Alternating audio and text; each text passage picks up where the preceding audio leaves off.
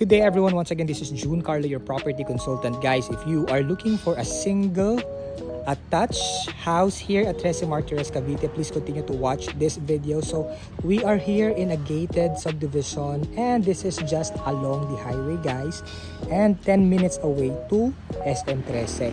And in front of me, guys, is our actual turnover unit with 2 bedrooms, 1 to 2 carports, 1 toilet and bath with living and dining area. So let's check our model unit. Let's go. So at this area, guys, you have your garden and sobrang laki pa ng space mo dito sa may gilid. Okay, for your future expansion or future renovation, guys. Okay, and this is your main door.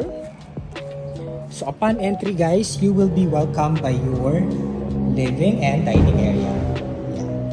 And I just want to inform everyone that this is fully finished. Ibig sabihin, nakapayos na po siya, fully painted na rin upon turnover. Okay? So, yan. So, and of course, part of the turnover is your sink at saka your countertop. And you have here your toilet and bath. So, medyo madumi pa lang siya, guys, kasi yung model unit ay nabenta na. No? Okay, so you have here your sliding door going to your lawn. So, sobrang laki, guys, ng extra space mo sa likod. Kita mo naman yan. Ayan. And of course, you still have your space sa side. Ayan. So, sa'yo yan. Hanggang dyan. Sa'yo itong property na to. And then up to that area. Yan. Yung dulo na yan. Diba? Laki. Okay. So, check natin yung second floor. Let's go.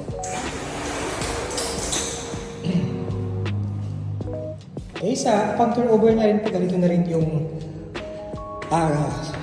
staircase mo, also your railings. So sa second floor, guys, wala siyang partition. So it's up to you na lang if you want it to be as is or kung gusto mo may partition siya. And kung gusto mo naman magpa-renovate or magpa-extend, possible naman din. Alright, so guys, if you have questions or clarifications, comment down below or call me through the numbers provided. Once again, this is June Carlo, your property consultant, helping you find your home.